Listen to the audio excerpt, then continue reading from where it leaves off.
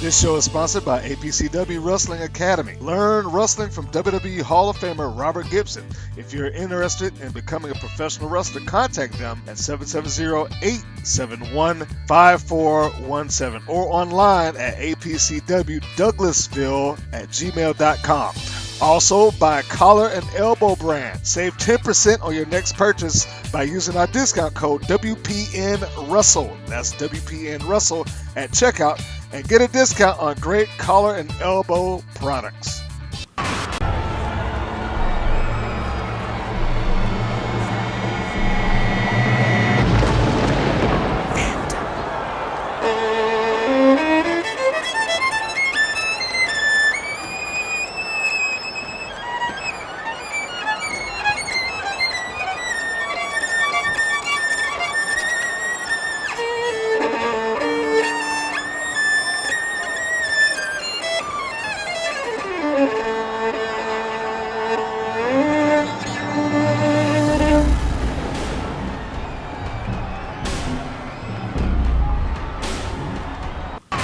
You know, and we all have our 15 minutes of fame, and I'd like to take a couple of my 15 minutes to talk about the rights and the wrongs in the world of professional wrestling.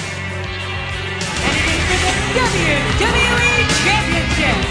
This match is for the ECW World Heavyweight Championship. The World Heavyweight Championship. The match. And new NWA Heavyweight Champion. We appreciate you guys coming out and taking your time to support women's wrestling in America. This match is for the AWA World Heavyweight Wrestling Championship. You're listening to WPN's Rights and Wrongs of Pro Wrestling podcast, and we found another one. In the early stages of the Women of Wrestling program, we got the physical phenom, musical marvel Phantom is with me on the show tonight. We're going to discuss her brief tenure in the WOW promotion and other things, and of course why it ended and why she moved on, what she's been doing since then, what she was doing before then. So tune in and check this out, folks out there in podcast land. Lynnette Thredgold, a.k.a. Phantom. Hello. Hello, how are you tonight? I'm doing great. How are you? I am doing wonderful now that you're here. You know, you're Well, good. going to answer some questions for me and fill in some blanks, and that's always fun for me. Sure. Well, good. I like to fill in blanks. So, well, you know, it would behoove me to at least give a little background on who you are and what you do.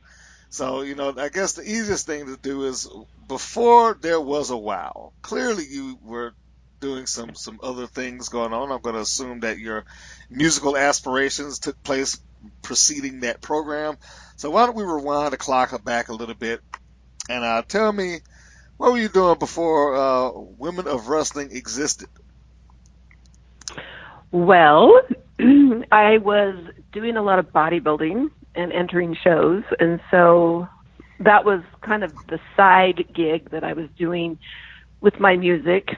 I'm a violinist, and I did all the things a normal violinist would do, but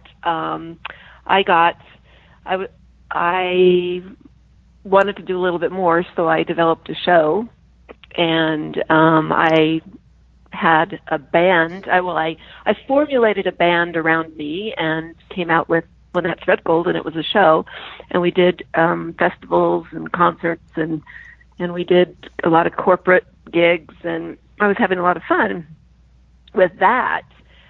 But and because I was bodybuilding at the time, I was very fit, in very good shape, and I actually got, there was a big Western conference, and I was performing on that show, and my agent, an agent out of California actually came and saw me perform and saw me, and she said, "I want to be your agent." I said, "Oh, okay." So we talked about it, and she goes, and we ended up, it was a very comfortable relationship, and that's pretty much how she found the WOW. So anyway, that's a very brief idea of what I was doing before the Women of Wrestling ever came into the picture. That's the Reader's Digest version. Is that?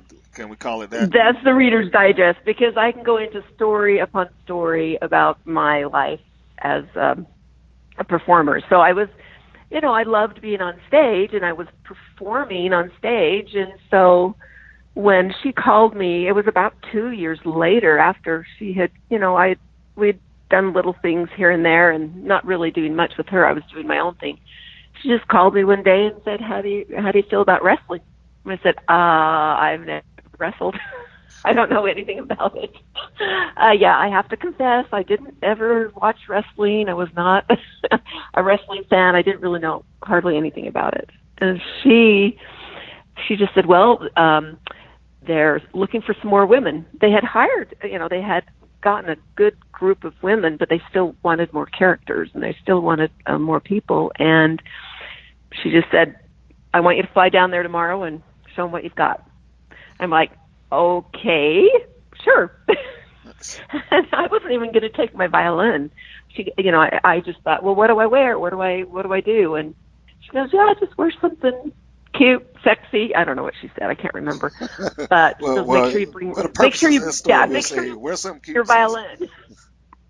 Cute, sexy. No, I don't know what she said. I really don't. But I did. I was in shorts and heels, and I looked good. Okay. She told me to bring my violin, and I didn't know why. I was like, what?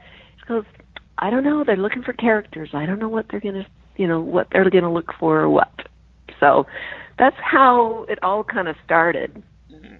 And when I got down there, David McLean was in we were in the basement of the LA Forum, what used to be the LA Forum, and he said the computers are all down. And so there were a group of women, and some of them were dressed up in costume, and I don't know. I thought it was pretty funny watching all these women, and I just had my violin, and I was sitting there, and he just gave us a spiel, and he said, you know what? But the computers are down, so you have to come back Monday. And I just kind of thought, no, I'm not. After the little meeting, he kind of told us what it's going to be about, what he's looking for, and if we were still interested, come back Monday. Mm-hmm. And so I just went up to him and I said, hey, I just flew in from Salt Lake City, and I need to show you what I've got right now. And the whole time I'm thinking, I have no idea what I'm going to do, but he goes, okay. And then he brought me into a room, and I started getting out the violin, and I said, okay, well, I could be this, character who plays the violin, loves the violin, and doesn't know what she wants to be, or I just started talking, and then I just started playing, and he just kind of, I just remember him starting to laugh, and he just could not even believe what he was seeing, and he just said, come back Monday, you're starting to learn how to wrestle. Oh my goodness! So I was pretty much hired on the spot, and simply because you were a violinist with a amazing physical presence. Right, because he could see the character I was and who I was, and I was a performer. So, and that's what you're looking for in wrestling. You have to know how to perform. Absolutely. So that was, and so it was kind of a big deal for me, just physically having to figure out how to be in California 5 days a week. And it put a lot of stress. Let's cut you right there. Now, 5 days a week, this is the training period, I'm assuming. I want to give context to what you're talking about. Yeah. So you never moved to LA. You commuted the entirety of your run on the show and preceding the show. Now, how did that work? Yes. Well, I had two young girls at 9 and 12. They were 9 and 12 years old at the time. And my husband, he was a successful professional speaker and an economist, and he was he did very well, and we had a lot of frequent flyer miles, and we had this. And so I thought, okay, well, let's just start and let's just see where it goes. Because once again, I had to train to be a wrestler. You know, they weren't going to put me on the TV spots if I didn't know what I was doing or I couldn't figure it out or whatever. I don't know, because I had never wrestled before. But well, I would say it's a safe bet that 90% of the girls that were there, and that's going to sound horrible. So let me rephrase that. Yes, it's safe bet that most of them were not wrestlers preceding that show. But I say that with respect. I'm not knocking anybody, but I don't. No, absolutely. There were only two wrestlers that actually, and they were our trainers, and they did come in. Selena and Thug, or Peggy Lee Leather, whichever name you prefer. Yes. Mm-hmm. Okay. Yes, and they were very wonderful friends, and they taught us, and they were very good teachers, and they taught us to wrestle, and we had, well, I don't know. You got to keep me on track of how you want to go through this story because there's so many stories that pop up. But and I want you to give me the stories. You sound like you have a plethora of stuff. So I'm going to try to rope you in every once in a while when I can do it. But and you know what? Before we go into the trainer, let's rewind it back a little bit because I want to give context to your skill set. Before you walked in there. Now, we've already established that you're a violinist. We already established that you were a bodybuilder and a performer before you even stepped foot in the wild. Now, why? Well, first, how long had you been playing the violin? At what point did you begin that? And what point did you begin bodybuilding? Because those are two kind of diametrically opposed that's right. kind of things. So why and how? I mean, that's a fascinating mix. Right. Well, I started playing the violin actually kind of late, relatively speaking, because most kids now they start 4 or 5, and but I started 9. I was 9. It was in the summer of after 3rd grade, so right before 4th grade, and it was just in the school system. Okay. And then I in elementary school, that's all I did was just played with the school systems, and I didn't start private lessons until I went into junior high. So I was kind of late in that sense starting, but I just fell in love with the violin, and I would practice all the time. And my parents had no problem whatsoever getting me to practice. I mean, I loved it. Of course, I was one of 10 children, and so and second oldest, and so I got out of a lot of chores and things because I just went down and practiced. And of course, what parent doesn't want your child to practice? So they just let me get out of chores and things. So I loved it. But I just took to the violin, and by the time I was 15, I was actually I was already a professional because I was playing gigs and doing string quartets and playing in different theaters, and so I was really surprised that I had a lot of opportunities that I took and I learned, and by the time I was 18, I was really kind of supporting myself playing the violin. Really? So I was kind of a go-getter and a hard worker because that's what I was taught, being one of 10 kids, and you just kind of had to learn.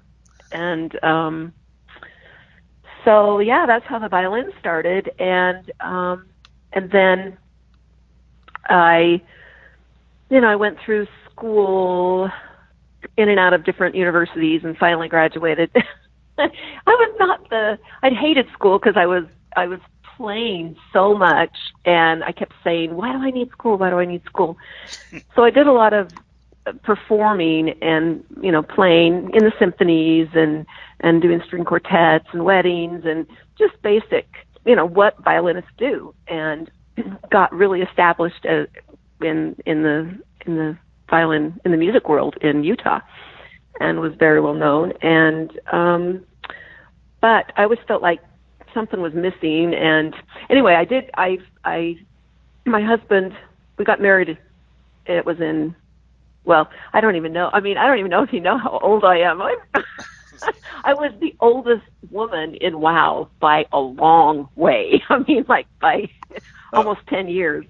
The old, next to me, and then probably about 20 years difference in, so I was quite a bit older than all these women. Well, I'm not gonna. It's not proper to sit and try to guess anyone's age. However, let me just again, we have to put context to the thing because I was a little bit amazed when I spoke with Natalie Echo. I keep forgetting how to pronounce the name, but the world would know her as Roxy Powers, and Yes. that she walked into WoW in her 30s, because the assumption is primarily that most of those girls that were there were in their 20s. Yeah, there you go. Exactly. Early 20s at that. We're figuring Yeah. 21, And there were 22. That's right. So And there were a couple of us that were older, but I was actually, I don't know how old Peggy was.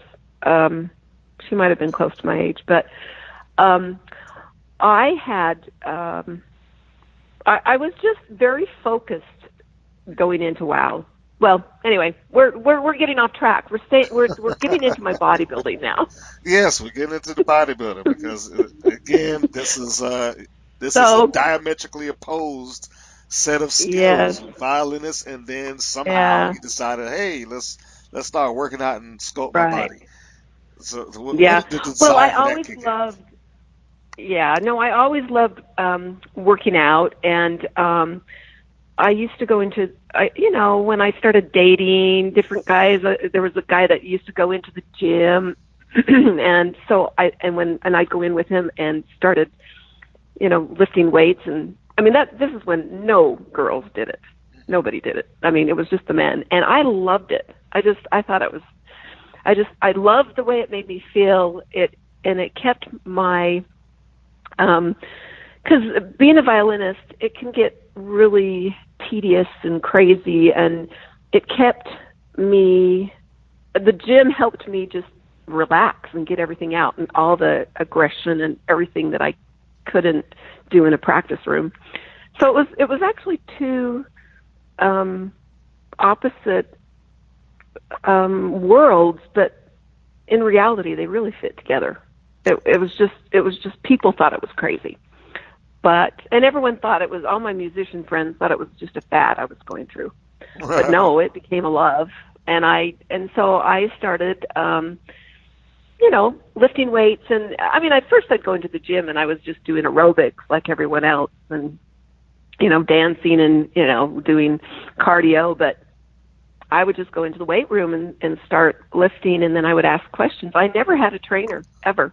I would just start asking anybody that I thought looked good what they were doing. Wow. And people like to ask questions. I mean, they like to feel, it makes them feel good when somebody asks them questions about what's going on. And that's how I learned. And then I kind of had a knack for it. I had this sixth sense to see what was happening to your body and how you needed to, it was all about great form. And I just kind of naturally I had a good knack for it. And then somebody came up to me once and said, I think you should enter a bodybuilding show.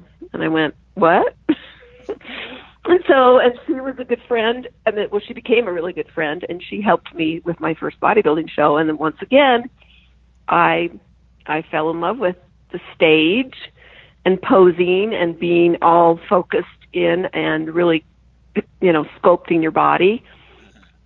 And so that's how I fell into that. And I did that for quite a few years. And I was in the middle of that when I did my show, when Jackie Standards actually saw me at the Western Arts Festival, and she wanted to be my agent. And that's kind of where WoW, she got me into WoW. But so that's how it all works around. So it kind of went around like that. And in the meantime, I had my two girls. When I got married, my husband had 4 kids, so I had an immediate family. I had 4 stepchildren and 2, and then we had 2 daughters of our own. So, what was pretty kind of hilarious is that we had our first grandchild the year that I was in WOW. So they ended up calling. My nickname for my grandkids was Grandma Muscles. So, and it stuck. So they still call me Grandma Muscles. Okay. So now I have to ask, how many of the girls were aware that you were a grandmother at that point? I think most of them were. The ones that I got, pretty much close to, because, it was unusual, and they knew I was the only one going back and forth. There was one other one going to Las Vegas. She was flying back from Las Vegas. Okay. Back and forth, and she was, but she was in her early 20s, but I was so focused in going out there, and I had a job to do, and because I was leaving my family to do this, and I was trying to make both worlds work, and it was tough. It was tough it was hard on my family. So very hard. And I can only imagine that does come into play a little bit later on in the timeline of WoW. We'll get to that in a moment, but just hearing that. Yeah. Like I have 2 kids, and I can't imagine doing that. Like, okay, I gotta go. I'm flying to go to work, and I'll fly back, and I'll fly. That just seems like quite the hassle, actually. Yeah. It was, and it put a strain on my marriage. I wanted to move there because I was thinking, if I move there, things will get better, and we can. But he did not want to move to California. He would not. He had lived in LA a few years, before, like 14 years earlier, and he just swore he'd never go back there. So it was really hard because I wanted to move there, but he didn't. And so, we just kept making, so we just kept making it work. And then, of course, he was also kind of he was very supportive of my career, but in his terms. Well, it put a strain. Yes, we lasted through it all. And very good. And unfortunately, we were married for 32 years, but he died last year. He had so it's a very sad situation that I had to go in. It was part of the last 6 years of my life. I've been without him for a year, but 5 years previous to that, I took care of him full time because he had a brain disorder, and that it just came out of nowhere. And so, and that's a whole other side of and part of my life. But that I'm slowly, right now, I'm pretty much getting my life back to me again, because it hadn't been for so many, a long time. I can imagine. It's a difficult thing to, have to go through, becoming basically a nurse. That's a quick story. I guess right. My father-in-law in the last years of his life was pretty much bedridden, and I saw his wife do all sorts of things. Things that his children didn't do at the time: clean and bathe and feed. So having witnessed it firsthand, being in this house with them for during the duration of that, yes. So hats off to anybody, yourself, her, Gwen is her name, and anybody else that's out there that's doing that. If you know somebody that has to go through that kind of work, believe me, it is not an easy thing. You need to cut them some slack if they're not doing the things that you want them to do right now, because that's a 24-hour gig.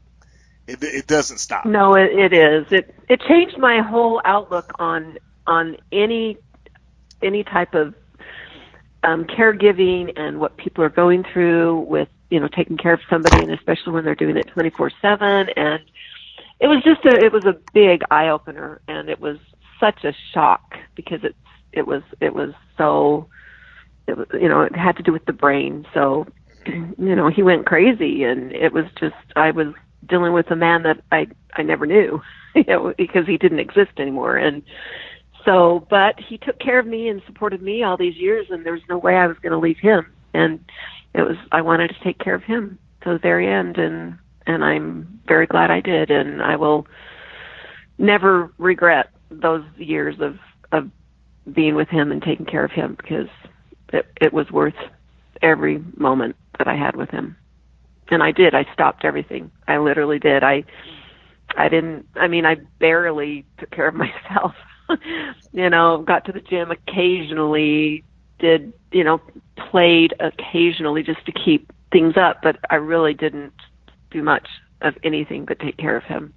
So. And like I said, that's understandable, at least in my eyes, because like I have seen it, not not the same ailment, but bedridden is bedridden, and and unable to take care of yourself is unable to take care of yourself, and it is right. a nonstop process. So my heart's to you.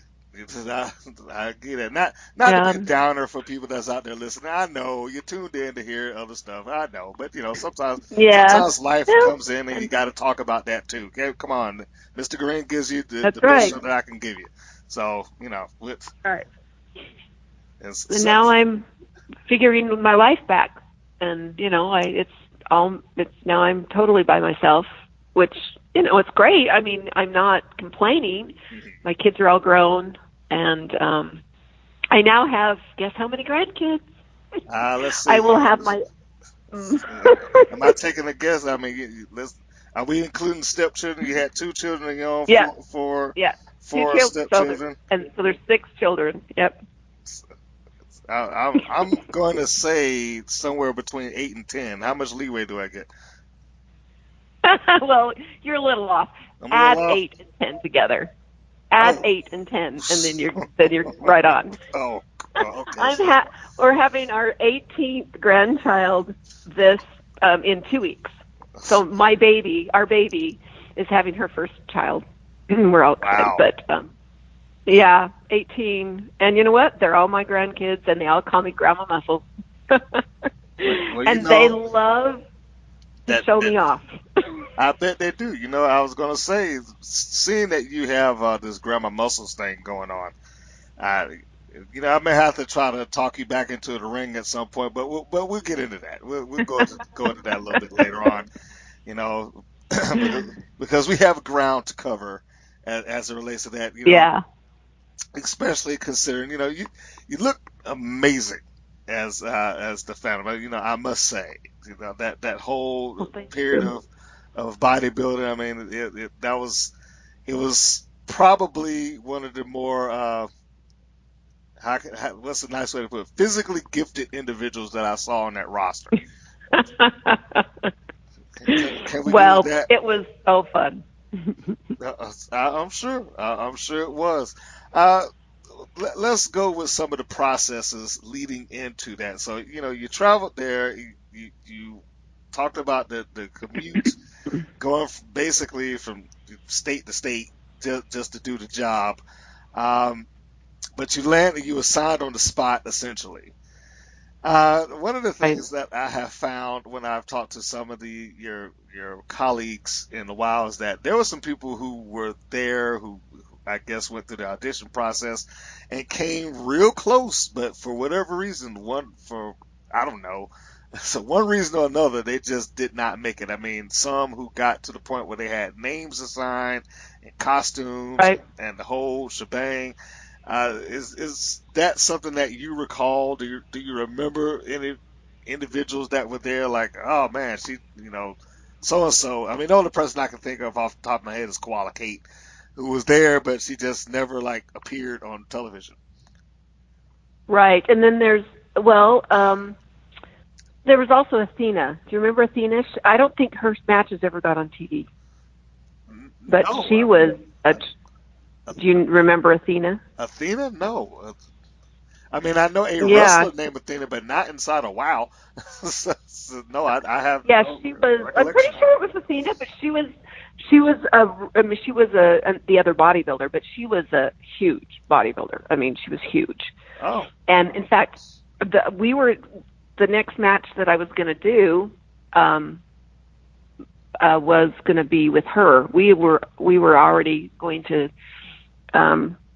compete, and you but already getting your we were storyline together. we were always and then she ended up, they wouldn't put her on, and I mean, it's just like I said, it's their ability to handle the ring, their ability to be a performer, and so there's some people just don't have it.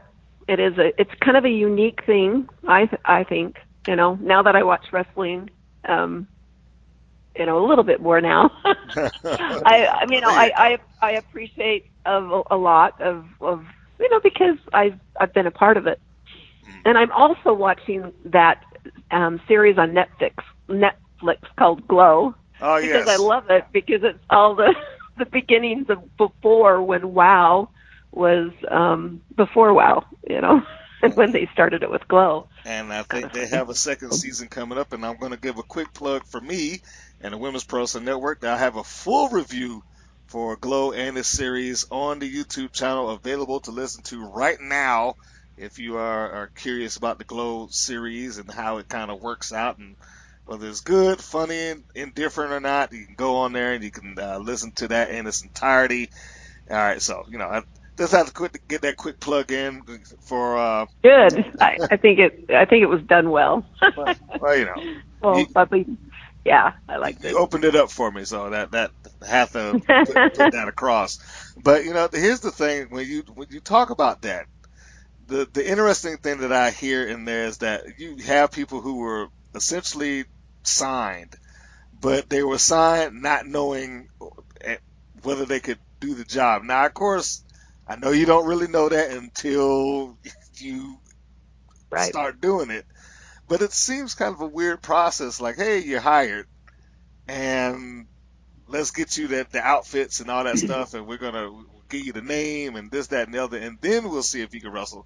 Wouldn't the wrestling portion come first, and then we'll see if we can get the outfits and then all the accessories Right. afterwards?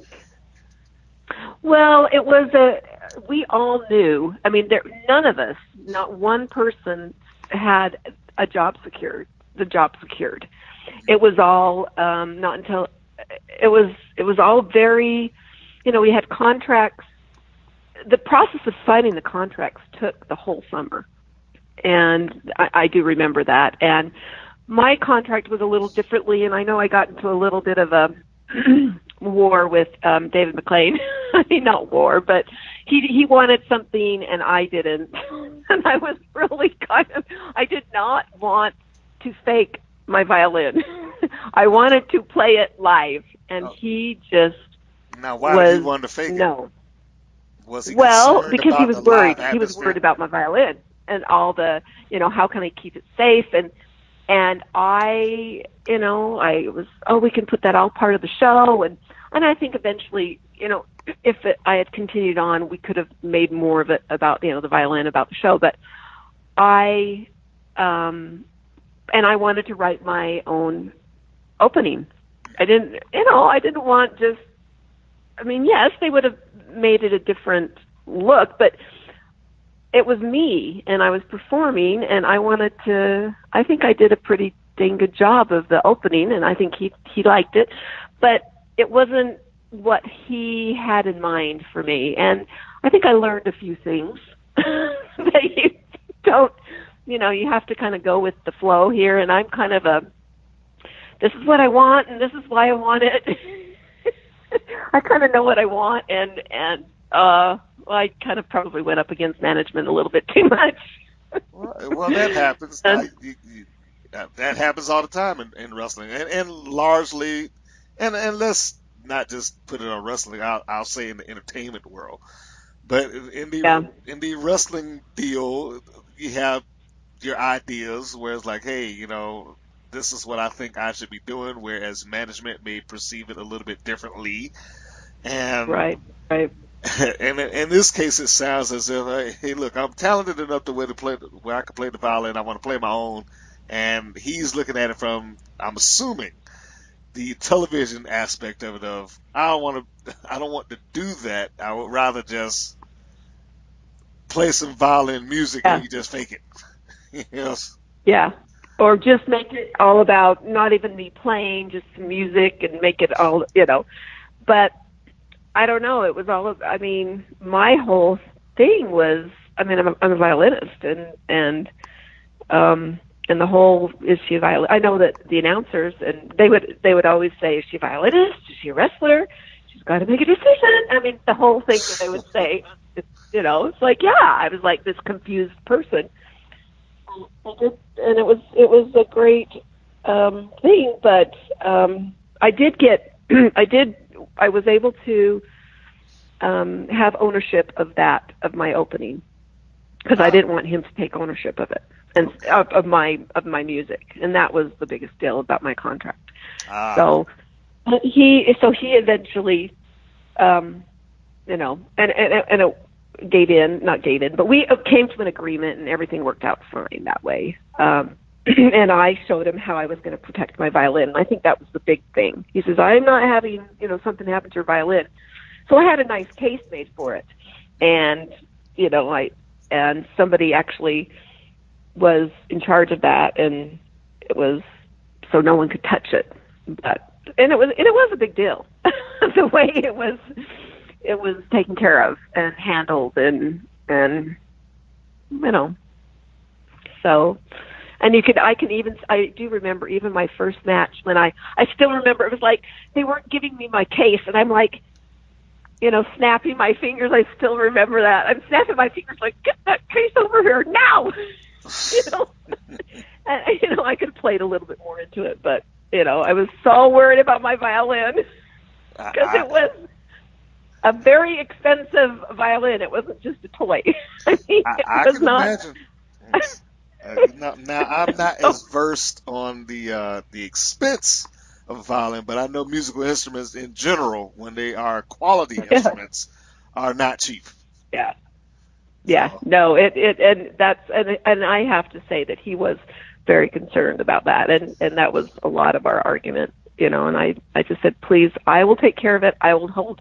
I actually said that they weren't responsible for my violin at all. I mean, and that's what gave him. I signed away a waiver. Yeah, and so and that was the only way I was able to play my violin live, and I'm glad I did, and because I had guys take care of it, and they took care of it, and it was a very protected instrument in that ring. I mean, because it never was in the ring unless I had. Well, and I actually played. It never got televised, which was, I don't know why, but it was because it wasn't part of his idea. But I played after I won, and I would play the violin, so but that on top of portion them, it and wasn't televised. Yeah. So, but that was fun. Anyway, yeah. Well, So it sounds like you had a, I don't know, I don't want to say creative control, but creative input. But yes, I guess I had a little bit of creative input. I should note that I want to say, of the wild women that I have interviewed, you may be the second that didn't enter this thing as an active actress, and that came across the Right. ad or something like that. Like Right. you were told without having to seek it out, and Yeah. just like that. No, I okay, knew nothing about it. Well, that's interesting. Well, at least to me, because most often when I talk to, I usually get a similar story. Like I was in LA and I was reading the acting back. I forget the name of the magazine, and the ad was there. I was like, all right, hey, here I come, and Right. I started doing wrestling from there, and then it was all uphill from that point out. Uh, but your Yeah. story is a little different, and that's a big testament to you that, well, you had the stature for it that walked you into that place, and hey, you hired. Almost with no questions asked. I'm like, oh, all right, that's a big perk. Yeah, that was fun. That's a fun story to say. When I tell that story a lot when I do performances on stage, and I actually I tried to find my cape, the cape, and because I don't know where the Phantom cape. Yeah, and I have no idea where it is. And I actually emailed David McLean, said, "Where is that? Where is that cape? Because I want to buy it. I want to have access to it. I want that cape, because it's probably just buried somewhere, and I want my cape because I use it in. I have another purple cape that I wear for when I do shows, and I produce. I do this big Phantom show. I mean, where I'm playing my entrance, and I come out in this big purple cape, and I have fun with it on my violin shows and my so. But I always say that I really want to get a hold of that, my real cape, because it had a big P on the back, and I loved it, and it was it was perfect the way it. I got to play in it, and it flowed with my arm, and so. Did he respond? Anyone out there that know where that is? I want it. Oh, well, here's the more important thing. Do you actually still have the outfit? Do you have the Phantom gear? No, I don't know because we didn't own it. It was part of the WOW, and so when we were not part of, yeah. Yes, sometimes I hear wrestlers just manage to acquire things even if they don't own it. So, yeah, I'm not saying that's what? good. I think. I'm just saying. I know some Yeah. are like, hey, I got this championship belt. I'm like, didn't that belong to Yeah. the company? Yeah, so if I had been in it longer, I'm sure I would have acquired more.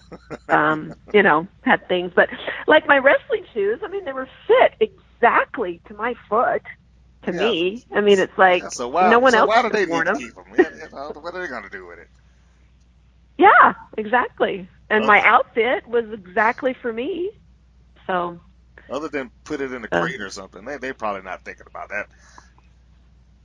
Yeah, I'd love to. I did. I mean, I did try to get a lot of that stuff just a few years ago, and he was nice and just sent me a message that he has no idea where anything is, and So. Well, I'm sorry to hear that, but just one little side note. I never heard them referred to as the character as the Phantom. It was just Phantom. Is there any particular reason behind that?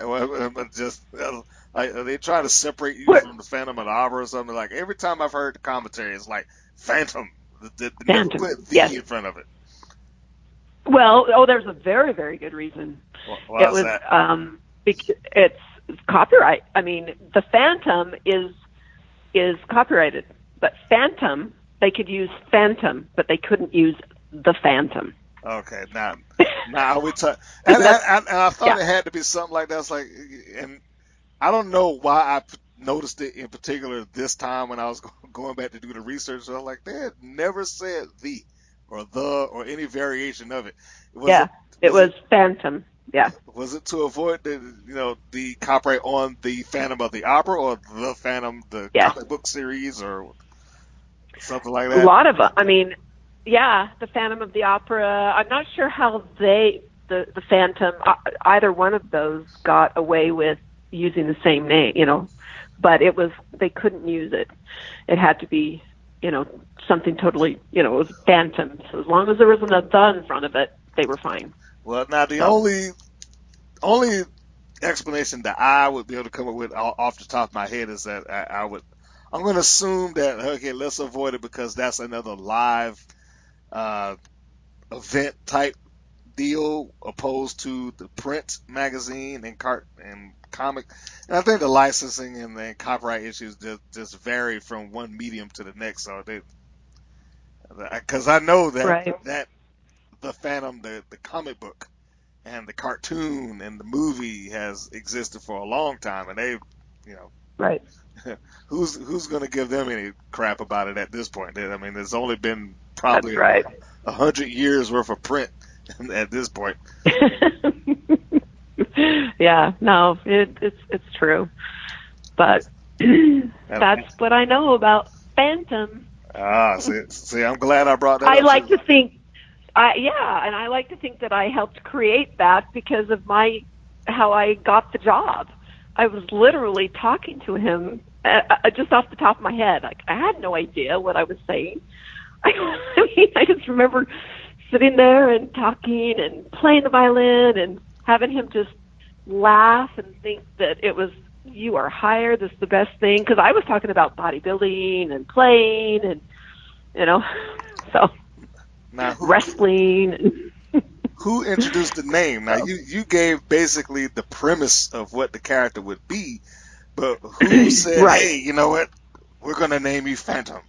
That's what. It was David. Okay. Yeah, I'm pretty sure that. Yeah, he came up with that name, and wrote up the character about it. But I have to say, I'm sorry. I wrote the character. No, what are you sorry about? It was a good idea. I know, but be sorry about that. Take credit. I just think it's funny when he came down. He says, "Oh, look, I've come up with this great idea," and he writes it out. And I said, "Yeah, I know. Thanks, I did." No, I didn't ever say that to him, but I thought it was funny. well, we'll see. Now you can look. I'm gonna send this interview over to Dave McClain and say, "Listen to this in full," so he can hear it from your lips, and not him directly, but he can get the indirect voice of you saying that. I know. Yep. Well, I have to say, David McClain, he did a nice thing for me because I was paying for my own during the trips back and forth during the summer months. Mm-hmm. I was paying for my own flights, and I was staying with my my agent, and because she had a room, and so I was renting a room from her. So, and I rented a car every week. I mean, I had this set schedule. Everyone knew me in the airports. Everyone knew me at the Alamo. I mean, funny, but he finally, right before the matches were about to start, he came to me and he says, "I want to know all your expenses, and I'm gonna pay you for them. I'm gonna, give you a check." And so he did. I just let him know what they were, and he just handed me a check for all the back expenses. Well, I thought that was awesome. That is awesome because as you're saying that, my next question was going to be like, all of that sounds like you couldn't have possibly made any money while you were on this show. It's like that sounds like you would have ran yourself into the hole. Like I was renting a car, exactly. I was renting a room, I was traveling back and forth. I was like, that sounds like you're working in the red. Yeah, no, and I was because I still wasn't under contract yet. I didn't, because we were still, who knows who got to sign the contract and who got to do all that. But until I signed the contract, I wasn't, they weren't paying for anything. So, but it was a nice gesture. And I just wanted to do it because it was just a way for me to get more exposure. And I was thinking more of my violin than anything, Wow. But, my performance aspect of who I was. And I thought, no, it's worth it. And so when he paid those expenses, that was very nice. A very nice thing that he did for me. That was. Those are really great stories. But before we go any further, thanks for listening to the Rights and Wrongs of Pro Wrestling podcast. And if you like what you're hearing and you're a pro wrestling fan, then support us and your favorite pro wrestlers by buying your Collar and Elbow brand shirts available at collarandelbowbrand.com. They've got a huge selection of shirts and branded clothing to suit your taste. Go to the Collar and Elbow brand store on their website and check out the No Count Out, No DQ shirt, or the iconic shirt, which is the famous font of the Pro Wrestling magazine. Maybe you're a fan of a particular Chicago-based former wrestler / MMA fighter. Then you want the Wendy shirt. Or how about the great designs on the Collar and Elbow brand established in metal shirts? Or, if you really want some cool designs, check out the Signature Series. The Good Brothers Dojo, Simon's Gym, Planet of the Capes, and the Crown Jewel Chase Owens shirts are all available right now at collarandelbowbrand.com. Make sure you use our code WPNRussell and save yourself 10% on your purchase. That's 10% off of your purchase by using our promo code WPNRussell, and you'll support us in the process. Head over to the site, throw our code in at checkout, and make sure you support everybody that's in this wrestling game. That's checkout code WPNRussell, WPNRussell. So now, let's address some of the timeline here, because you talked about going there through the summer months. But if I'm not mistaken, and I could be wrong, so please, interject if I am off at any point. So I'm assuming the summer months were basically, okay, here's the start of it, and here's the training. We're going to go through this amount before we actually begin to air. And I have gotten some other recounts of that or something similar to it. Right. But the actual show began in the fall, correct? Right. Okay. Correct. So and we would do the matches. We'd actually do 3 different shows at one time. So we would record.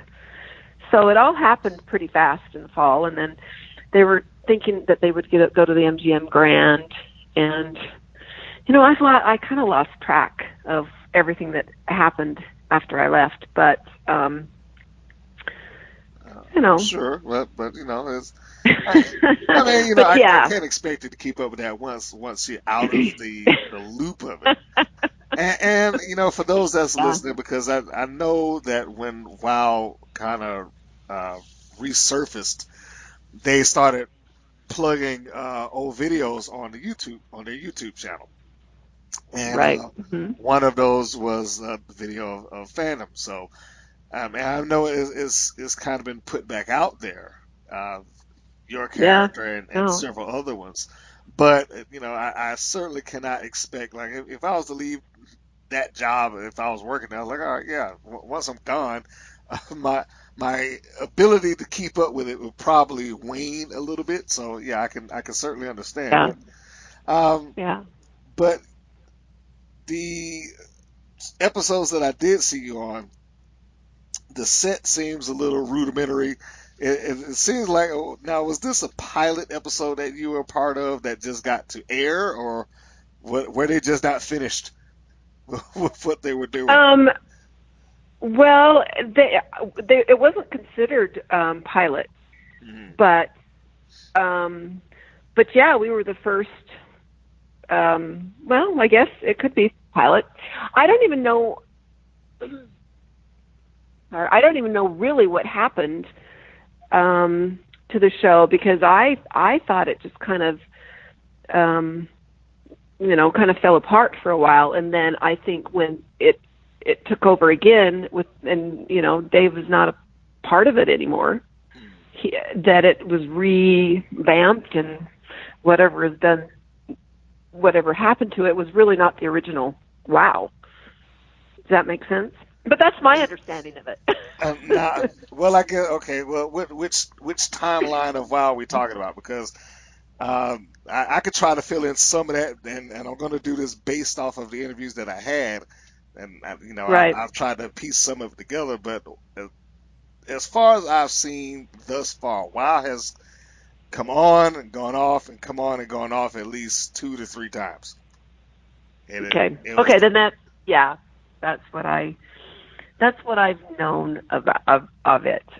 When it went off, it was like in March of 2001. Yes, I think that was Yeah, that was about it. And yeah, based on the timeline that I had, and just piecing together what you just said, like, okay, you guys were, at least while you were there, you shooting 3 episodes per taping. right. So Yeah, by my count, I'm sorry, but yeah, by my count, they went the 22 episodes. They went into the pay-per-view, but the final 2 episodes that aired after the pay-per-view were shot before the pay-per-view took place. So yeah, the pay-per-view in probably, and of yeah. itself was the last event that happened, even though I think they did some fill-in material. They would have had to, considering what was in it, what was in the show. I think they did some filler material for matches that were already shot. But that seemed to Hmm. be the way it went. Then it kind of faded out, and then it came back some 10 years later, which was 15, I think, which was amazing. But and Yeah. then it disappeared again, and it came back. I was like, holy crap. Anyway, that's Well, no, I still have people contacting me through my website and trying to get a hold of me, and or I'll see little things of a doll that somebody's made a doll with Phantom, and I mean I love it because it's kind of makes me smile, but because I was really only in it for such a short time, yes. so but yet that's the biggest thing. I think about everything I've done in my life that I've been, a lot of years, all the years that I put into my violin and a lot more into, and also more into bodybuilding that I did into wrestling. And yet the wrestling experience still gets the most, TV, when people on the TV, if I'm interviewing for a show or something, and they find out that I was a wrestler, then they just go wild. And of course I've had other people come up to me and say, no, you weren't that violinist that was a wrestler, were you? So it kind of, I just get a kick out of it, that is still in people's mind. I mean, people still remember. So Yeah, it's kind of fun. it makes a great impression. I mean, let's and I certainly would not disparage any other medium or platform of performance that you or anyone else has been on. But there's a stark difference between performing as a bodybuilder opposed to performing as a wrestler. If for no other Oh yeah. reason than the wrestling aspect of it does allow you the opportunity to be a broader character. That makes sense. Right. You know, Oh, absolutely. No, bodybuilding just doesn't have the stage that wrestling has. no, it The doesn't. the national stage. And they've tried. Oh yeah. You know, They just don't, and there's reasons. And I mean, I did bodybuilding, and of course, it was all natural. I never took steroids. I never was into that, and I did it because I loved it, and I think that the bodybuilding. Well, I think that was part of the reason I was part of the WOW, because of the bodybuilding and the violin, and so. And I still lift. I still, actually, I'm doing that a lot more. So I'm doing a lot more performing this year, trying to get my show back together, trying to, really get my body back to where it was, even though I'm exactly the same weight that I was when I was Phantom right now. really? But it's not quite this. I mean, I don't think I'm as lean, or it's. I still look like Phantom, but I'm not all ripped up. Let's put it that way. I think you need to have a Facebook a page to just kind of show your progress. Like, look at me now and look at me then, and look at where I'm going. And Yeah. that could be a fun journey. I don't know, or maybe just kind of shoot it with your phone and maybe document the process as you kind of move along Yeah. back into the physical transformation of being Phantom again, or Phantom version 2. Right. I don't know, so, Right. No, I think something that could along be that. fun. I Yeah. mean, I'm still in good shape. I did have an opportunity to do some wrestling a few years ago. Well, maybe 10 or so years ago, but it was in Salt Lake, and it was hard when you're on a huge, program and a big stage and characters and everything, and then getting into another wrestling ring where, it's just different. And I thought, I just can't come and go backwards in wrestling. No, you could. you know? Now I will. Okay, I get that. That makes sense because I think with the exception of Erica Porter, who you out there listening would know as Jungle Girl. With the exception of her, I don't think it was an easy and it probably wasn't easy for her either. But I don't think the transition for Right. those that attempted that, because I know that a few others tried, it just didn't. It wasn't. Uh, it wasn't a fruitful transition, and largely because Right. a lot of you guys just basically did the whole deal in reverse. It would be Yep. like if somebody told me tomorrow we're gonna sign you to the NBA, and then I play there for a year, and then I go back down to like college basketball. It wouldn't, or I'm Yes. playing on the street. That's exactly That's pretty much it. And it's like, okay, we're gonna teach you how to play basketball. But now I And will give you this say, big stage to play it on. But yeah, exactly. I mean that's or a better example, for those that really, because basketball is like a long term thing, even though football is too. of course. But signing somebody to WoW, in my view, was very much the equivalent of, I'm going to take this guy who is physically fit but never played a day of football, and I'm going to stick him in the NFL, and not only put him in the NFL, I'm going to put him in NFL 3 months before the Super Bowl. Yeah, we were. Yeah, it was pretty much thrown in the ring. I have to tell you that the first day I got in, and of course I started calling it rehearsal until people started laughing at me. I'm rehearsing. It's not rehearsal. Out of it. I know. But anyway, when we were practicing and training, I mean, I remember stepping into the ring, and of course, everyone had started their training. They had already started training, and so I just showed up that next Monday, and they told me, "Okay, this is what you do." And I'm going, "Huh?" I mean, I had no idea. I just had to do a back flop, and I'm like going, I mean, it scared me to death. But I was thrown into it. Absolutely, literally thrown into the training, and the fact that I stayed that whole week, said that, hey, I want to do this. I came home with bruises. You should see some of my hip bruises, learning to throw myself up the ropes, and I got knocked out Wow. in a training session. Unfortunately, my daughter was there. My 9-year-old daughter was there when I did. And she was terrified. Of course, I was knocked out for maybe 5 or 6 seconds. I just kind of lost, But in all of that, I felt safer in the wrestling ring than I did on the LA freeway because I knew what to expect. Yeah. It's a funny thing about wrestling because it's always referred to as fake or this, that, and the other until you actually step into the ring with it.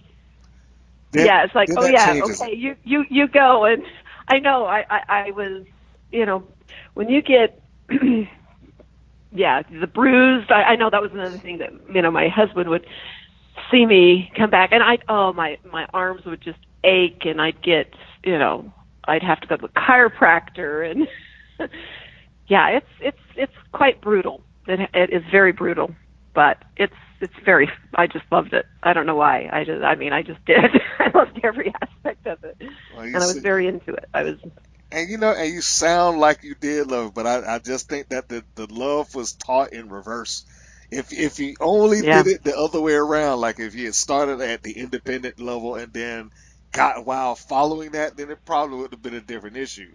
Because Oh yeah. I see people now, and because I interview and do video for, these ladies currently. And I mean, I've seen the posts, I've heard the conversations, I've heard the complaints, like, oh man, I'm hurt, and not making any money, and this, that, and the other. I mean, it's a Yeah. lot that goes on, and you have to love it. There is no mistaking that. You have to love it in order for you to even remotely be able to hang in there for any length of time. Uh, Yeah. and some No. make it, and some Yeah. don't. But it's just it's a rough gig. I think I was just on an adrenaline rush through the whole thing too. So, and I had a lot of ideas of how I wanted my career to soar as a musician and as just a performer, with hoping that the wrestling would do that for me. But Were you conflicted with it at all? with Well, conflicting with what? okay, you were one of your music career, and clearly you saw WoW as a potential platform for that. But Right. at the same time, it is wrestling, and especially at Yeah. that stage of it, it wasn't really taken all that seriously. You could argue today Yeah. that it Right. might be a different story because you got the biggest movie star in the world who came from a wrestling background, so he's kind of smoothed that out. Right. But Hmm. at the Oh time yeah. at the time that you were involved in it, that didn't exist, and Yeah. you No, you could have and had the really, I label wasn't of that thinking of, tossed on you. and I wasn't really thinking of TV bound. I was thinking that I could, people could see me with my music, and I could actually get gigs, and people would want to come hear me perform. Do you know what I mean? Yeah. It wasn't, and because TV is such a good platform to get people to know who you are, and musicians, the only way you really make money is having people know what your name, and so that's where I was hoping to get a bigger name for myself, but it didn't really work out that way. But you know what? I still had my music career, and I think people around me and my musician friends were more concerned about it than I was. They were like, "Well, why do you want to be known as a wrestler? You're a violinist." And I'm like, I don't. I didn't see the conflict. My husband did. Musician friends that felt like it was doing music a bad service, or violin, a bad service, or giving it a bad rep. And I'm like, no, this is what we need. We need it to come into this world. There's not one way to do things, and I was somebody that wanted to do things different. No, So that's great. I certainly can see your point of view in that. Well, first off, you going at that route, you probably really didn't have anything to lose, I would imagine. Worst case scenario, right, I okay, did. I'm just on TV and I'm playing the violin and nobody knows that I'm playing the violin, but That's right. that's probably the worst case scenario in that thing. So Yeah, you know, I guess you really yeah. had nothing to lose. Uh, I was listening to some of the I don't know if I would call it dialogue, but some of the dialogue of the shows when I was going back and doing the research, and I have to ask, it was a pretty pun and gimmick related jokes all through the them talking. Like if Wendy Wills was saying something, it had to be all car and engine stuff. I'll get your motor running, and Right. I'll Yeah. Uh-huh. slam the brakes on you, and this, that, and the other. Who wrote this stuff? They had a couple of different writers. I can't even remember who they were, but yeah, no, I was always, I was the mystery, and so I never officially got to speak except for what I was, yelling on the. So what I did, I actually did my own. I mean, I just was out there performing and just acting and just being what was happening. No one gave me a line because I didn't speak into the camera, or I didn't speak into a mic for anything. But yeah, no, I thought it was always. I just wish people would have been more real in their character, but they were what they were. Yeah, Was pretty real into my character because I was who I was. I mean, what you saw out there was me. I understood the logic behind why they did it. It's just some of that material doesn't age well. Let's put it that way. It probably was good at the time, but then you go back and you look at it 15 years later. And I'm not talking about the matches or the individual. Just talking about the dialogue itself. I know what you're talking about. Yep. The dialogue and It's like this is not good. But just the stuff that they had him say. So I think you got yourself around that. I was like, don't need a promo. Yes, I did. I was lucky. Yes, you were. I could still be the mysterious person who was Phantom.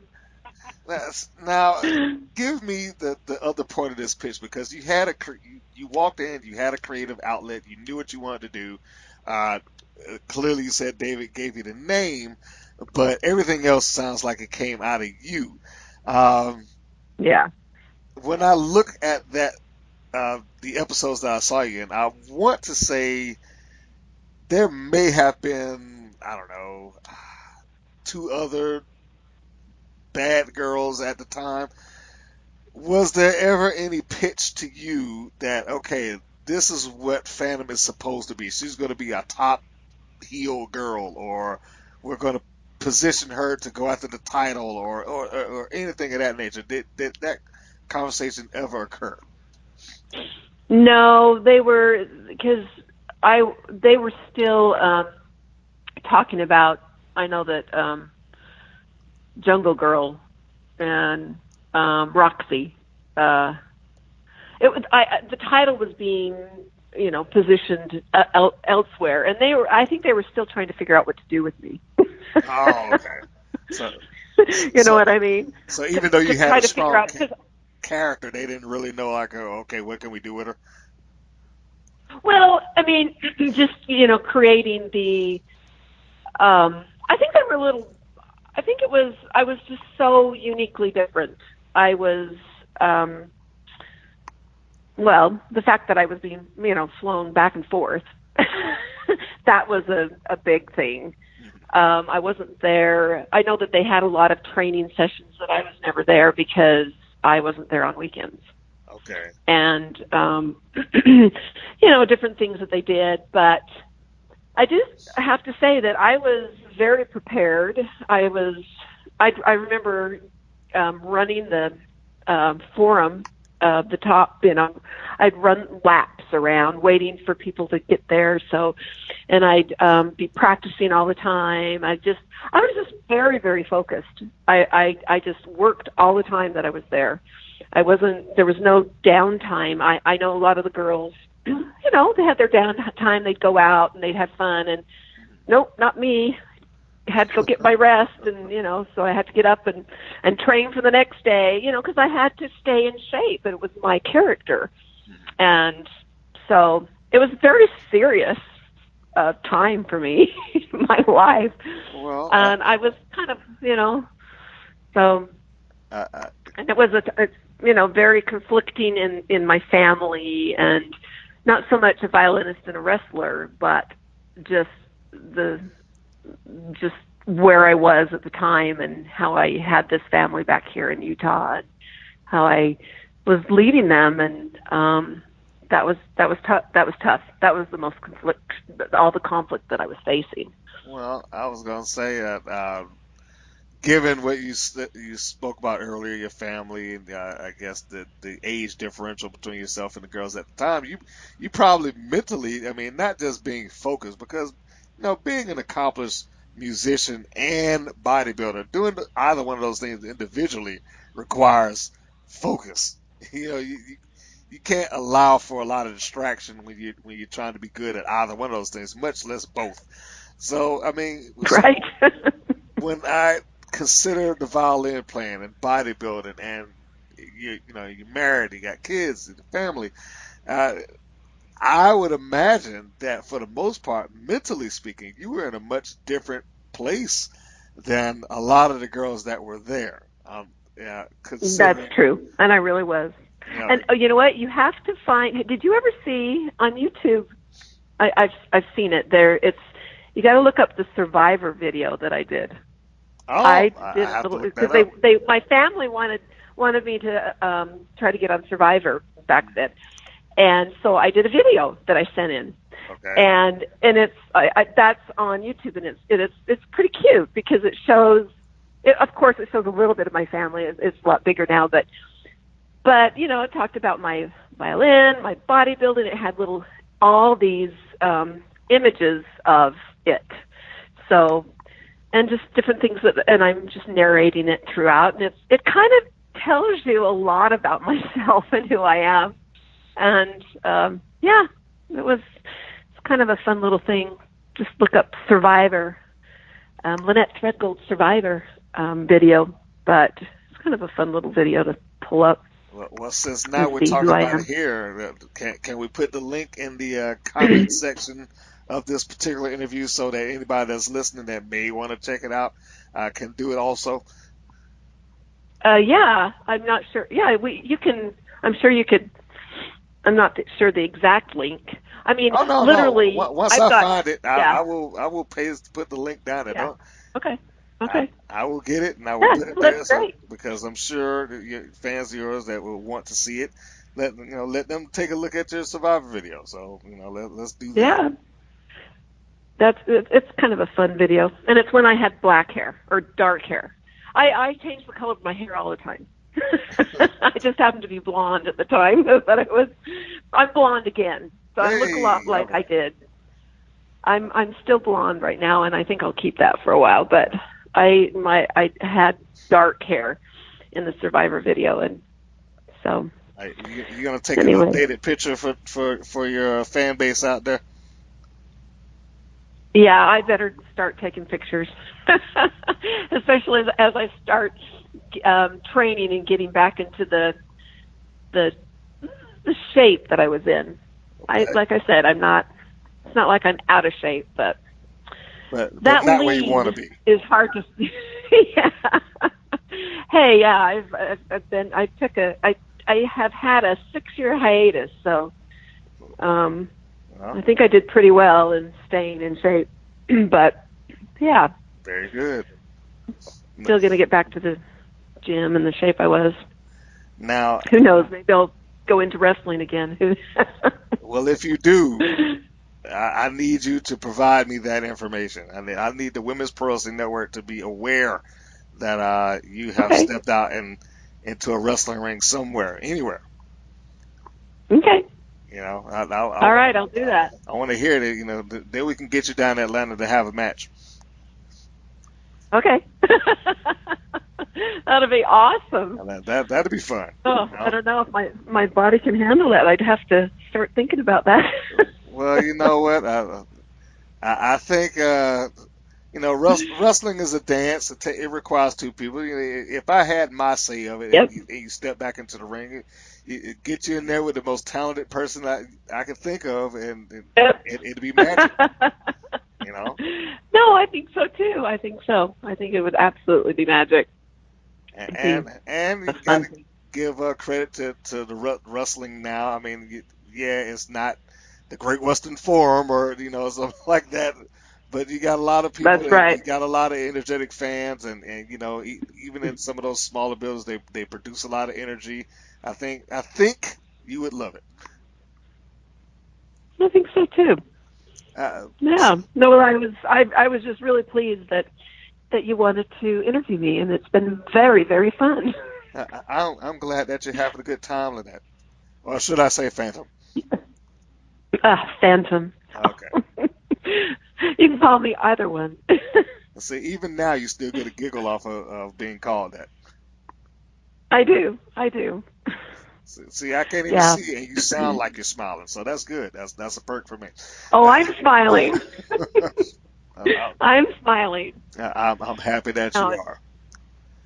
yeah. But No, it speaking feels of the good. forum, where Yeah. most of the matches of WoW took place, now, and this is probably an office question, but as far as you know, when you started when WoW started running, I mean, I'm pretty sure you weren't aware of the marketing campaign to get people in there, but was this Right. just hey, come out and see this show and admission's free, or or did you guys feel a pressure to actually draw fans into the building? Oh, there was a lot of pressure to bring in fans. There was. Okay. I mean, but it was trying to sell tickets and then giving them away, just bring in as many people as you could, because, I mean, that was a big thing. It was hard for me because I didn't live there.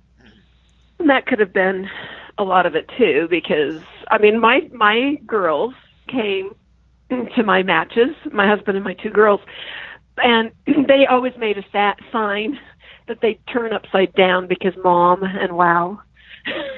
Ah. They got a kick out of it. They made they always made a really, really cute sign about it. And then they would always get a kick out of the fact that sometimes people behind them say, "She's really good. She really looks like she's playing the violin." She is playing the violin. And my daughters would turn around and say, "She is playing the violin." They were very proud of me. They were. I know they missed their mom, but they were proud, and they got to talk about it in school. And now my grandkids like to show off to all their kids. I mean, they're peers, because they get to there's matches on TV. So I mean, on YouTube. So they just say, "Oh, look, this is my grandma," and because most kids, they'll say anything, and they go, yeah, right, and then they pull up their phone, and there I am. And there you are flexing on YouTube. Yep, there I am. I'm not even sure how they take that, because here you got your grandmother flexing on YouTube in a skimpy tight black outfit. I mean that I'm not sure how kids would take that at the time. Well, And then beating up on people know. that also. So that there's an influx of information Yeah. coming. Playing the Yeah, but it was violin, beating fun. up on people, having a attractive look. I mean that's a lot of different information coming at one time. Yeah, it is. It is. But they grew up with their grandma. Ah. They know me, so I don't think it really meant. Well, I'm talking about, I'm talking about the friends. I'm talking about the friends that they showed this to. Oh, I see. Yeah. I didn't even think about that. I was thinking of my grandkids. That never crossed your mind? No, not your grandkids. No, it didn't. See, I'm just the friends that they say, "Hey, look, here's my grandmother. Take a look at this video." Oh, so yeah. now Okay, I they're get seeing it. it. Yeah. Well, I'm kind of naive in a lot of ways. I'm just kind of a pure. You get what you. I am what I am, and and I think everybody else is too. So. Well.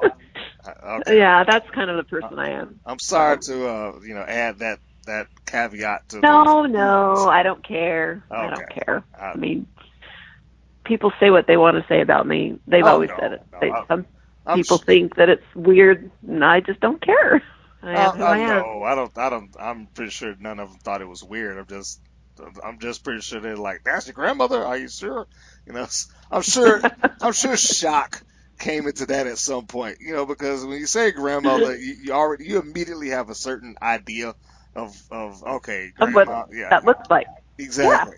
absolutely. So when you pull up a video and you're seeing, this woman of amazing physical stature on screen, and they're pointing to her and they're saying, "That one, that's my Grandma. grandmother." You know, Yeah.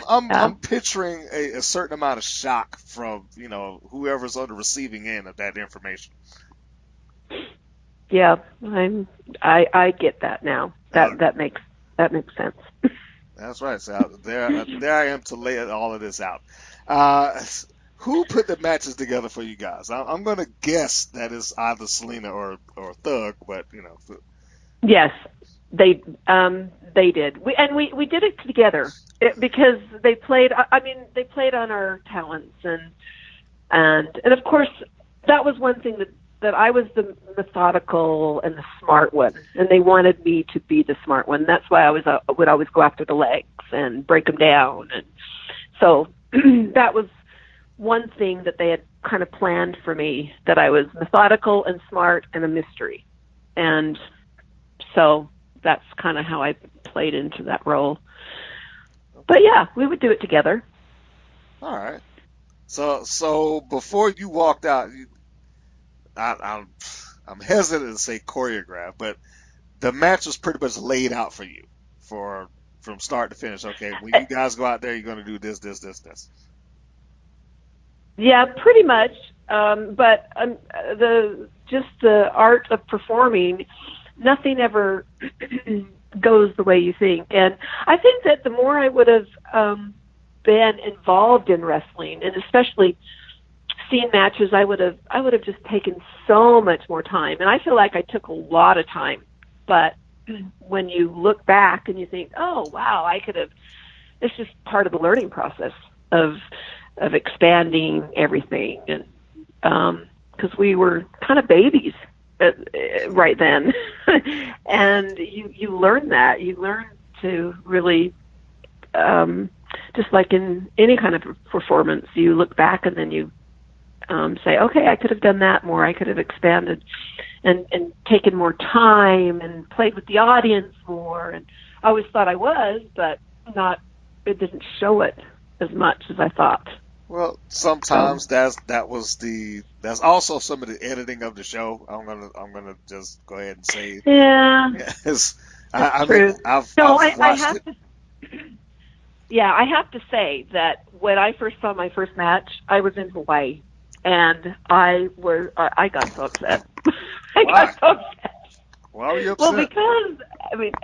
because everything was edited out. I remember things, and I'm like, oh no! But then I realized, no, this is what they get to do. They get to show it the way they want to, and you got used to it. And of course, they edited out my performance all the way down to the ring, and afterward, they didn't show me, playing, and that was kind of fun. But that was, once again, it was their prerogative to do what they wanted in the and the live. They saw it in the live audience. They got to see it all. So Well, I just wish I had my little iPhone that I could have. My daughter's taped it all. Nowadays you can do that. yeah, I was gonna say. I was thinking. I said, did the iPhone exist then? I don't think so. No, Yeah. that's what I mean. It's like now you could have done that. You didn't have that back then. Oh You yeah, couldn't yeah. have just sat there and taped it. Yeah, no, that's what I'm saying. But that's funny that you bring that up because going back and doing the research on all you individually as I do these interviews, uh, I do find a common thread of the show is that the matches are generally speaking consistently short. They're about 5 to 6 minutes, maybe seven. They don't really go much longer than that. Now, are you telling me that your matches were actually longer? They just pulled stuff out. Yeah, I know that my matches were some of the longest ones. Yes, they are. I do know that. and they didn't, they did a lot. They mostly edited some, but they kept a lot of mine in. I know that they edited so much of others, but I like to think that they didn't want to leave anything of mine out. But I was more upset with what they took out musically. Okay. But like I said, I'm the musician. I'm in a wrestling match. It's not a violin show. It's not a but I'm coming as a violinist, as a performer, thinking, no, I wanted to hear that. But so that's why they were editing all that out. Well, no, I mean, and again, yeah, I get it, and it's good that you understand it too. Hey, it's their show; they got final say over the product, and if they don't want it there, then they don't want it there, and that's fine. That's right. So that's right. No worries on that. And I like watching now. I definitely like watching my matches, and. But I will go back a step to something you said a little bit earlier, to where it's like, if you kind of the old saying, if I knew then what I know now, I would do things a little different. I would, you said I'd play to the audience more, or I'd do this, or whatever the case would be. I will say, and I've said it to most of the ladies, that I believe had it gone a little longer to where, some of y'all have gotten the flow of it down, the matches would have began to evolve and turn a little bit differently, because and we'll get into this in a moment once we review the match itself. There are points where I'm like, why does he turn away from her and start jawing with the crowd? I would used to see that a lot like that. That didn't make any sense. Like, if I'm in a competitive environment, I don't want to start doing that. I need to focus. But that was just me. Yeah, that's. Well, it was just the whole, we're thrown in a situation. It was our first live. I mean, this was it. Yeah. We were, there's nothing like live matches, and knowing that, we're thrown into something, and it takes time to develop into a real character, and none of us really had that time. Absolutely. So, and speaking of the time that you had as Phantom, by the time they rolled around, I guess, like I said, if I remember correctly, it was out of 22 or 23 episodes that aired. But by the time they got to the pay-per-view, you're already gone by that point. Now, when that happened, did you just completely remove yourself from WoW, like mind, body, and soul, or were you actually, okay, I'm going to watch this week to week, or let me order this pay-per-view and see how they did, or did you even see it today? I mean, here we are, some 17 years later. Have you ever watched it? Yeah, I've watched some of their matches, yes, but no, I pretty much. It was kind of a hard. Ending, and so I kind of removed myself totally, pretty much, from WoW, because it wasn't the best of separations. So, well, we'll get off into that in a bit. I mean, I knew it seemed abrupt. Well, I'll put it that way. I'm not going to say that I knew. Yes, it was bad, very. It was very abrupt. I'm not sure how much I should actually get into it, but we've been talking for like an hour and a half, haven't we? Yes. Are you surprised? Have you not seen the interviews? No, I'm not surprised, but I'm getting tired. I'm like, I'm sorry. It's my bedtime. I'm sorry. Well, then let me roll it fast. I'd love to do more. I'd love to do, more, but it's like, oh my gosh, I'm starting to, tank my mind and my body and soul. Well, then let me roll you through. Let me get this thing done. I go as long as the interviewee is willing to do. Typically, I mean, most of y'all get on saying, "Hey, I only want to do 30 minutes," and then they'll wind up doing 2 hours. They just don't realize that the time has gone that far. Yeah. So, but let's move ahead. Because I want to get these important questions in while I have you. Because some of the stuff you have no recollection of because you weren't there. You don't know why the show ended and why WoW closed down and all that stuff. You were long gone by this point, correct? Right. Correct. Okay. I mean, I can speculate, but that's only my speculation. Well, I was in the midst of it, and I'm not going to say anything bad about WoW because it was a great opportunity for me, you know? No, I loved it. We're not here to bash it or say anything bad or anything like that. I mean, I've speculated. I've given my I guess I'm gonna call it educated guess, but I've done that based on the interviews that I have done and taken place and what I've read thus far. I think it's a combination of things. I mean, the Reader's Digest version it served too many masters. Probably put that pay-per-view on, well ahead of developing a strong enough fan base to support it. Sounded like everything was kind of banking on that thing needing to be a success. That's my personal guess. But the only person that can really say that for certain at this point is either David McClain or probably Jeannie Buss. So maybe when I score one of those interviews. Yeah, now that would be something to listen to. Yes. Yeah. So Jeannie Buss, if you're out there listening, I'm waiting for you. Yeah. No, it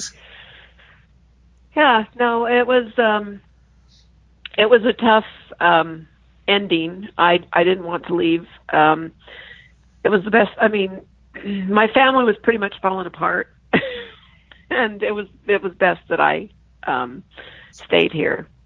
Okay. So. But and we were getting into I mean, I was disturbed by a lot of.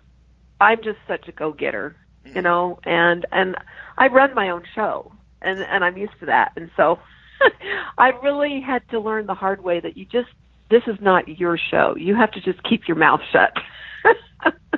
You know what I mean? Because I'm kind of a producer myself, and you just have to learn when you keep your mouth shut and when you don't. And I learned the hard way, mostly. I think. Did you not know that at the time? I mean, hindsight being 2020, are you saying that you basically butted heads creatively? Well, yeah, I bet. But if I had kept my mouth shut about my whole violin thing and let them do whatever they wanted me to do, and not played my violin live, I think I would have been a different character, but I would have lasted longer. Mm-hmm. I would have lasted to the end. Does that make sense? Yes. But I think I'm also speculating because I was let go. Okay. And I was also speculating why, and I look back in hindsight, they just probably didn't want to deal with me anymore. Well, okay.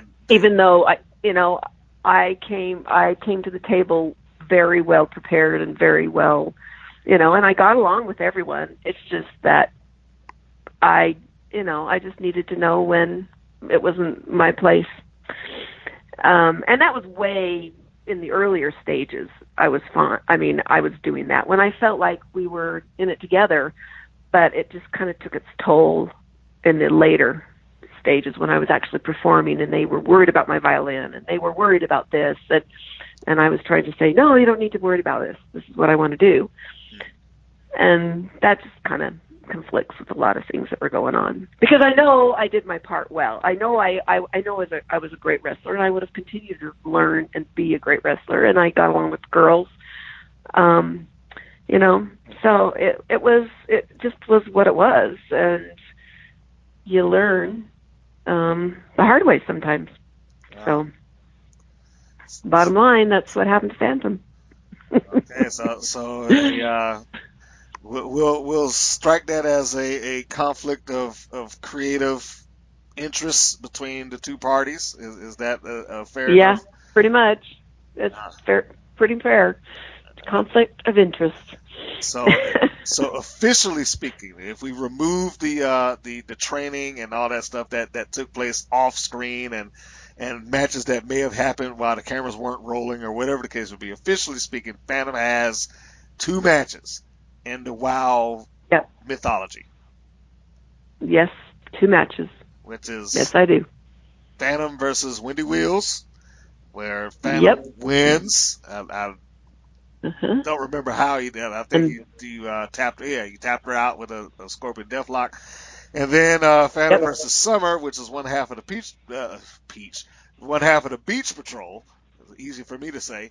And you win with the submission also. But this is, I guess, this is the only way that they could kind of work you out of the show. And for those that don't do it, I'm going to do a quick recap. This at the end of the match, Phantom locks in the Scorpion Deathlock, refuses to let go. Summer's partner Sandy comes in for the save, gives a drop kick. For some unknown reason, she turns around and starts talking with the fans, and then Phantom takes her down and locks her into a deathlock. She rolls to the outside, and for some reason, she's not helping. It's like she has some invisible barrier in front of her. I know. I don't. That is the one part of that match. Like, what? Why is this happening? Why didn't she get back in there? That's right. You know, she should have been on the knee, holding her knee or something. At least look like I can't get in. But so the third person comes down. Wendy Wills comes in for the save, nails Phantom with the blowout face plant. That is the second and the final match with Phantom on it. And following that, because I broke my jaw. Yeah, she leveled me. I broke my jaw. I'm out. I never recovered. Yeah, and that's all. It seems like they went out of their way to explain that. It's like we have to explain it out. So you were literally written off of TV past that point. Yep. Wendy Wills broke your jaw. And now, was that the one thing I had to ask about that? Is like, now, was this an active choice? Were you already determined as, hey, look, we're going to part ways. Can you do business on the way out and, let her do this and go on? No. Or, okay, so they just took the match. And I thought I was, they pretty much, inserted. I thought I was, I didn't even know what was on the script until after I saw it on TV. Oh, wow. Okay. Yeah. Wow. Yeah. So, I mean, no, it was, I mean, I knew that, they called me when I came home and I was told not to come back, but, and I, it was kind of a awkward conversation, but, it didn't make any sense to me. But looking back in the whole situation, I realized, bottom line, creative differences, they just didn't know what to do with me. I'm kind of a strong person, kind of a strong personality, which made it fun to be Phantom, and I loved it. So. Wow. Well, I guess that fills in the blank of why we never saw Phantom again. Yeah, that's right. That kind of fills in the blank. Yeah. So maybe if Phantom had been a little bit of a different person, I might have been around for a little bit a while. Well, Phantom had to be Phantom. Phantom had to be. But that's Phantom. That's who I was. I was truly Phantom. Well, it is not the most graceful ending, but an ending nonetheless. And sorry that happened. And I mean, I know most of us at the time watching that particular episode didn't catch the fact that it was a write-off of television. But it looked and sounded like the segment was just added in, just like, hey, to justify that we don't have her any longer. Yeah, and I don't even know that even during that time they knew. It was I'm still kind of confused with the whole thing, but it was what it was, and but I look back with fond, wonderful memories of being Phantom. Well, I guess the natural thing is, did you ever consider, or were you ever contacted to go back? No, I was never contacted to go back.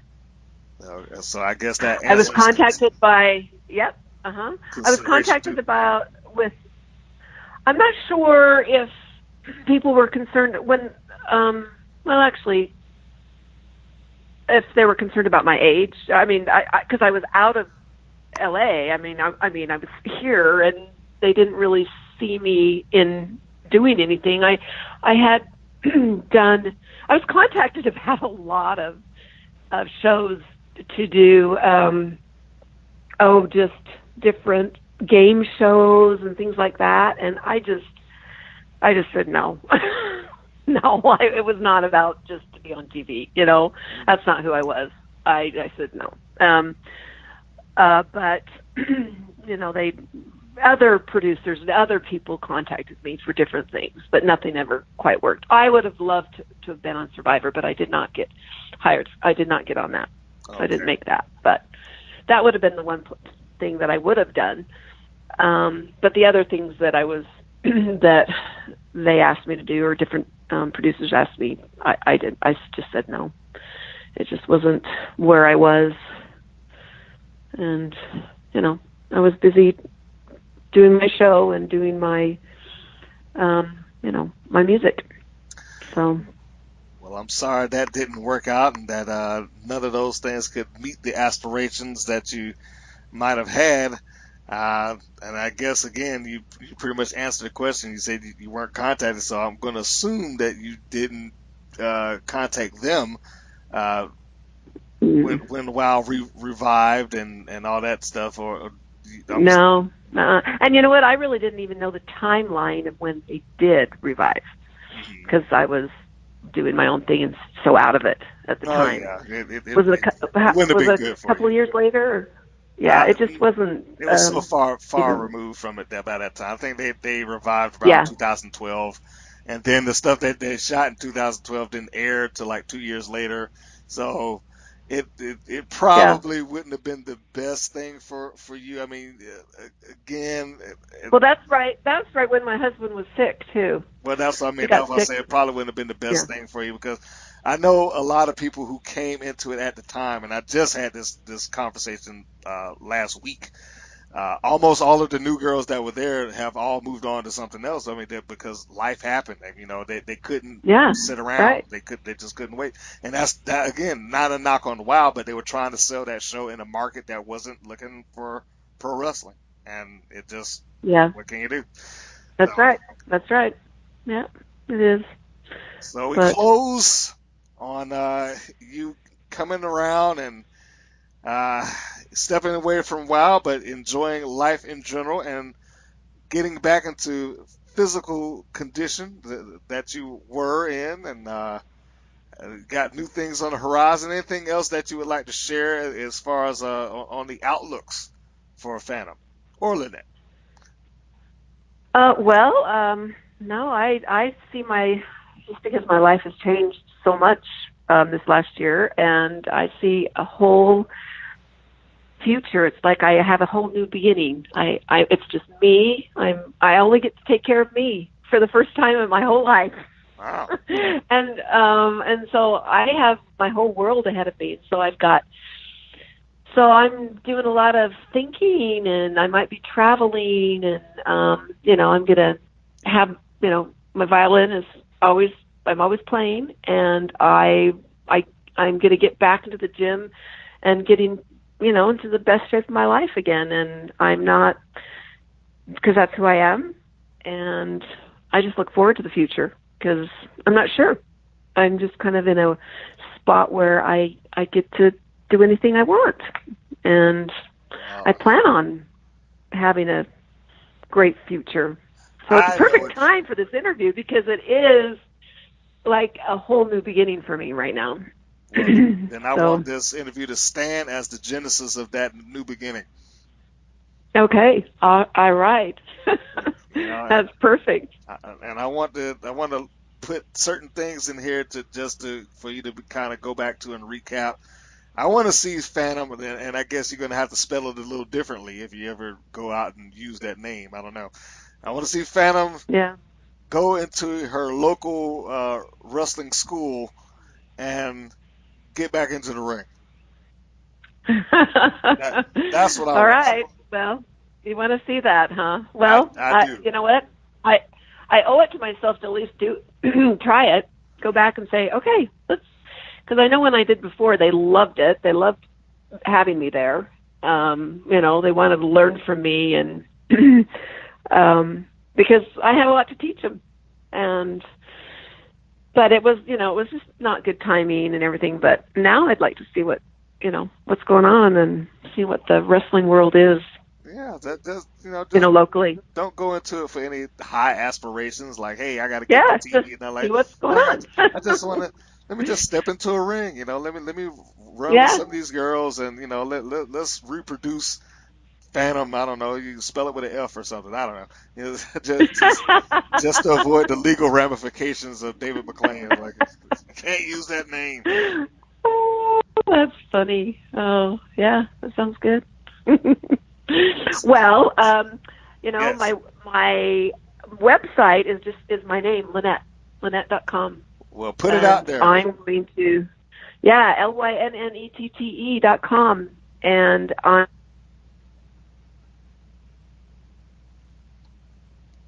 going to update it, and then of course my Facebook page is my name. I should make a Phantom Facebook page, huh? You should, or at the very Yeah. least, let's say this. Why don't you put a Phantom fan page together, run by yourself, and Uh-huh. put up a poll. See what? Put up a poll and say, would Yeah. you like to see me attempt to do this one more time? Would you like one more run in the ring from Phantom? Yeah, that's a good idea. And if I have Very good. any ability to document that whatsoever, then I will absolutely do it.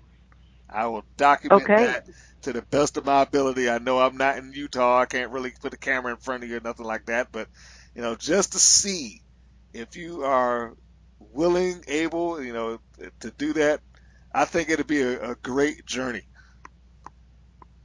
Yeah. No, it's kind of exciting to think about that. So, yeah. Well, see, like I said, my whole world's open to me. I've got all these thoughts going around. So I'll have to think about that. Well, please do. And if you do, let me know. I'd love to hear it. I will. And I will let you know. And for those out there listening, if you haven't seen the matches that we have spoke of, I mean, it's an easy view. All you got to do is go put in Phantom Wild Wrestling. That's Phantom Wild Wrestling, and it'll pull up both matches, Phantom versus Summer and Phantom versus Wendy Wills. And you can see her in her prime, doing what she does, playing the violin, showing her body, wrestling, all three skill sets, all in one video, ready for you to go. And we're going to redo your Facebook. Your Facebook is just Lynnette. And is that my Facebook is Lynnette Thredgold, Lynnette Oliphant Thredgold. It's just my name, my maiden name, and my married name. But yeah, it's just more of my my family, and it's just kind of because Facebook the last 6 years is when it really exploded. Is when I was taking care of everybody. Okay. So it wasn't really about me. It was about my family. So we'll say your website then. Let's repeat the website. Yeah. Because Facebook is a little bit more personal for you. So let's do the website one more time. Yeah. So it's Lynnette LYNNETTE.com. So it's make sure you spell it with two N's because the one N I think goes to a flower shop or something. But yeah, you can go in and see my. Though I love gardening too. It's a great hobby of mine too. But I have my music and the music that I've written. It's on there, and soon to be all the shows that I will be doing. It'll be posted there. But yeah, so I feel like I'm just getting going again. So I am happy that you are getting going again, and I would love to see it. So please, if you have not gone on and liked our page, and I'm talking to you, the listener out there as well as Lynnette, if you haven't gone to Facebook and liked our page, the Women's Pro Wrestling Network, just type it all out, Women's Pro Wrestling Network, and you will find our page, a bunch of stuff, a bunch of information, a bunch of different people, and all interviews. And there's a couple of videos in there too. We got the Tales from the Creek, and you'd have to listen to that for you to understand what these ladies have to deal with on the internet sometimes, but they tell some interesting stories. We got the introducing series, we got interview clips, we got matches, all good stuff right there on the Facebook page, as well as the YouTube channel, Women's Pro Wrestling Network. And if you are Instagram and Twitter, just put in WPN Wrestling, and you will be able to follow us on those platforms as well. So I think that we have covered quite a bit of ground here, Lynnette. How do you feel about that? I feel great. It made me feel good talking and telling the story of my wrestling. It was a great experience. I am more than happy to help you out and help you share some stories. And if you ever feel the urge to share some stories again, you just let me know. The door is open, the invitation is set. All right. Sounds great. Sounds perfect. Okay, so from me, and I guess I will speak for Lynnette as well, and for those of you that's out there listening, thank you for tuning in to the podcast, The Rights and Wrongs of Pro Wrestling. And this particular episode, another wild face has come in, and she shared her story, and I'm glad that she was able to do it. So you guys can listen to this anytime you want. Just go to the streaming services, and you can go check out all the stuff in the archives too. So we got a lot of good stuff in there. So for me and Lynnette, I want to say so long, everybody, and we'll catch you on the next go round. Thank you for listening to the WPN's Rights and Wrongs of Pro Wrestling. If you have questions or comments, please contact us via our Facebook or our YouTube channel at the Women's Pro Wrestling Network. If you're new to the WPN, feel free to subscribe to our channel and like our page. We appreciate your support. Thank you again for listening.